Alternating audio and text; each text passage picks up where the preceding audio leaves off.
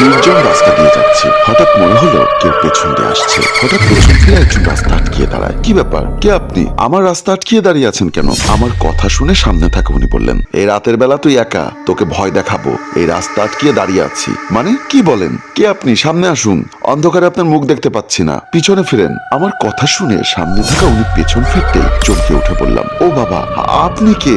এতটা ভয়ঙ্কর দেখতে কেন? আমার কথার জবাবে উনি বললেন, আমি ডাইনি। তাই এত ভয়ানক চেহারা। তা ডাইনি খালাম্মা আমার কাছে কি চান? ওই, আমি কি তোর খালাম্মা লাগি? না মানে বলছিলাম আর কি, এত রাতে কোথা থেকে ফিরলি? বড় আপুর বাড়িতে গিয়েছিলাম, ফিরতে রাত হলো, অটো পাইনি তাই হেঁটে হেঁটে ফিরছি। ওই, আমাকে দেখে তোর ভয় করছে না? না, কিসের ভয়? কি, এটা তো বিশাল অপমান। যতক্ষণ না তোর ভয় লাগে ততক্ষণ তোকে ছাড়বো না। ওকে, আমিও ভয় পাবো না। ভয় না পেলে যেতে পারবি না। ঠিক আছে, এখানেই বসে থাকি, সকাল হলে চলে যাব। আমি সাইডে গিয়ে একটা জায়গায় বসে যাই। ডাইনিটাও আমার পাশে বসে বলল, সকাল হওয়ার আগে তোর ঘাড়টা মটকাবো। কেন, আমার কি দোষ? ভয় পা বলছি, না হলে ঘাড় মটকাবো। ওকে, ঘাড় মটকান, তবুও ভয় পাবো না। কেমন জ্বালায় পড়লাম।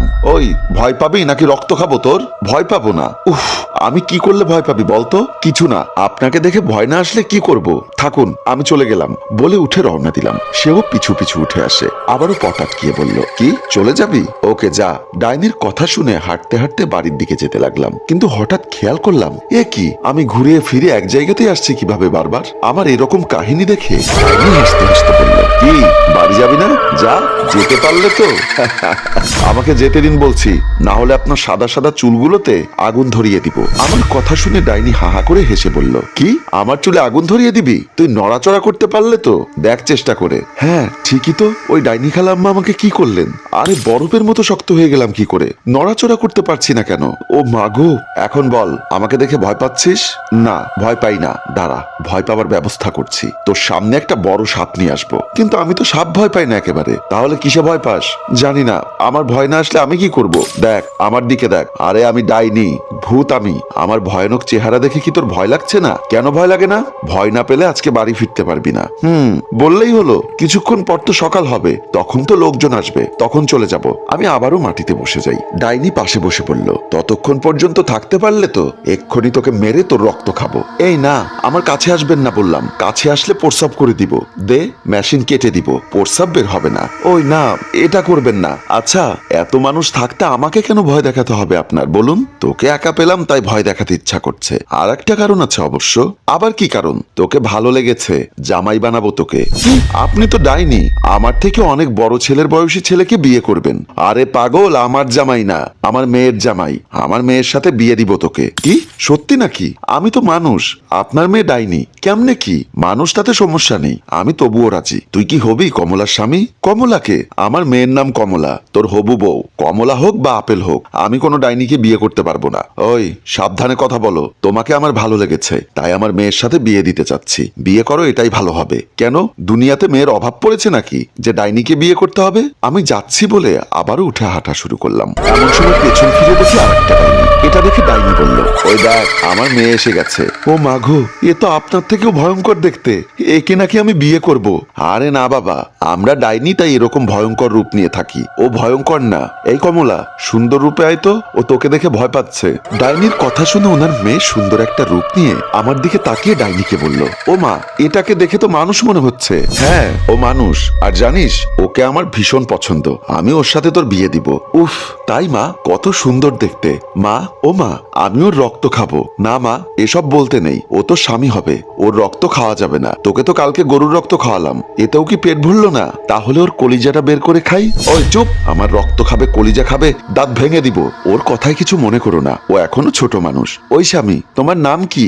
আমার নাম আকাশ, আর আমি আপনার স্বামী না। ওকে, বিয়ে তো হবেই তোমার সাথে আমার, তাহলে স্বামী বললে সমস্যা কি? জানো স্বামী, তোমার আমার বিয়ের পর আমি রোজ রোজ তোমার শরীরের একটু একটু রক্ত খাবো। ডাইনি খালাম্মা, আপনার মেয়ের মাথায় সমস্যা আছে, এমনিতেও ডাইনি, তার উপর আবার পাগলি। না বাবা, ও পাগলি না, এমনিতেই একটু আটটু। ওই স্বামী, আসো, আমার পিঠে বসে তোমাকে নিয়ে একটু উড়ে বেড়াই। মাথা খারাপ, তোমার পিঠে উঠি আর তুমি আকাশ থেকে আমাকে ফেলে দাও? দরকার নেই, তোমরা মা মেয়ে থাকো, আমি চললাম। কোথায় যাচ্ছ? বাড়িতে যাচ্ছি। আমরাও যাব। কেন, আপনারা যাবেন কেন? তোমার মা বাবার সাথে বিয়ের কথাবার্তা বলবো না বুঝি? আচ্ছা, এত ভূত পিশাচ থাকতে আমার সাথে আপনার মেয়ের কেন বিয়ে দিবেন? কোন ভূতের সাথে বিয়ে দেন গিয়ে, থাকুন আপনারা, আমি চললাম। এই বলে হাঁটতে লাগলাম বাড়ির দিকে। ওদিকে পেছন থেকে দেখছি দেখছি ডাইনি ও তার মেয়ে উড়ে উড়ে আমার পেছন পেছন আসছে। আমি রেগে গিয়ে বললাম, দেখেন ডাইনি খালাম্মা, আমার পেছন পেছন আসা বন্ধ করুন, তাহলে আমার মেয়েকে বিয়ে করতে রাজি হও। ওই স্বামী, তুমি হেঁটে হেঁটে যাচ্ছ কেন? আমার পিঠে উঠে বসো, আমি তোমাকে উড়ে উড়ে নিয়ে যাচ্ছি। চুপ কর পাগলি, এমনিতেই ডাইনি, তার উপর মাথায় সমস্যা। ও বিয়ের পর সব ঠিক হয়ে যাবে, দেখে নিও। চুপ করেন তো। এই বলে আমি পেছনে আর না তাকিয়ে হেঁটে হেঁটে বাড়িতে চলে আসলাম। নিজের রুমে শুয়ে আছি, যাক বাঁচা গেল। মোবাইলে তাকিয়ে দেখি অনেক রাত হয়েছে, ঘুমে চোখ ছোট হয়ে আসছে, তাই আর না ভেবে ঘুমিয়ে পড়লাম। পরদিন সকালবেলা আমার ঘুম ভাঙতেই আমি পাশের রুমে গিয়ে দেখি বাবা অজ্ঞান হয়ে পড়ে আছে। পাশে বসে আছে ডাইনি ও তার মেয়ে। এই দৃশ্য দেখে দৌড়ে বাবার কাছে গিয়ে বাবা বাবা বলে ডাকতে লাগলাম। পাশ থেকে পানির গ্লাসটা নিয়ে চোখে ছিটাতেই জ্ঞান ফিরল। জ্ঞান ফিরতেই বাবা ভয়ে ভয়ে আমার হাত চেপে ধরে বলল, বাবা ভূত। বাবার এরকম অবস্থা দেখে আমি বললাম, বাবা ভয় পেও না, কিচ্ছু হবে না। কিছু হবে না মানে? চোখের সামনে দুইটা ভূত বসে আছে দেখ। বাবা কতটা ভয়ানক। দূর, ভয় পেও না তো, ওরা ডাইনি, ওরা আমাদের কিচ্ছু করবে না। হ্যাঁ বেআই, ভয় পাবেন না, আমি ডাইনি আর ও আমার মেয়ে কমলা। সেটা না হয় বুঝলাম, আপনারা আমার এখানে কি চান? চলে যান, চলে যান বলছি। আহা, চলে যাব কেন? আপনার ছেলে আকাশকে আমার খুব পছন্দ, আমি আমার মেয়ের সাথে আপনার ছেলের বিয়ে দিব, সেজন্য এখানে আসছি। কি, ডাইনির সাথে আমার ছেলের বিয়ে দিব? ও মা গো। এই বলে বাবা আবারও অজ্ঞান হয়ে পড়ে গেলেন। এটা দেখে আমি বললাম, এটা কি হলো? আপনাদেরকে না মানা করেছি আমার পিছু পিছু আসবেন না, তাহলে বাড়িতে কেন এলেন? মা, আমার হবু শ্বশুর মনে হয় মারা গেছে, আমি ওনার রক্ত খাই। ওই চুপ, রক্ত খাবে? মুখের মধ্যে পা দিয়ে লাথি মারবো কিন্তু। আহ কমলা, দেখছিস না তোর হবু শ্বশুর অজ্ঞান হয়ে গেছে? উনি মরেনি তো, আমি ভেবেছি মারা গেছে। মারা যেহেতু গেছে তাই ভাবলাম রক্ত মাংস খাই। এ পাগলিটাকে নিয়ে যান তো এখান থেকে। এমন করছো কেন? একবার বিয়েটা হয়ে গেলে সব ঠিক হয়ে যাবে। মাথা খারাপ? আমি আপনার মেয়েকে বিয়ে করব না। কি, তুই বিয়ে করবি না? বলে কমলা আমার দিকে এগিয়ে আসে। আমি উঠে আস্তে আস্তে পেছনে কদম ফেলি। কমলা হাসতে হাসতে আসে। আমি একটু ভয় পেয়ে চোখ বন্ধ করলাম। আর দারুণ রিভেঞ্জ রেখে আমাদের গল্প এখানেই শেষ হয়। সম্মানিত ভিউয়ার্স, কি হবে বলুন তো? সে কি ডাইনিদের হাত থেকে মুক্তি পাবে, নাকি অবশেষে বিয়ে করতে হবে? সবটা জানতে কমেন্ট করুন দ্বিতীয় পর্বের জন্য। গল্পের আশা অনুরূপ ভিউ ও শেয়ার পেলে আমরা দ্বিতীয় পর্ব নিয়ে হাজির হব এই পেজে। গল্পটির ভাবনায় হাসিম রাজু, পরিচালনায় রেজাউল কবির চৌধুরী ও প্রযোজনায় এফ.এ. নয়ন চৌধুরী। গল্পটি ভালো লাগলে লাইক, কমেন্ট এবং শেয়ার করে অন্যকে দেখার সুযোগ করে দিন। ধন্যবাদ।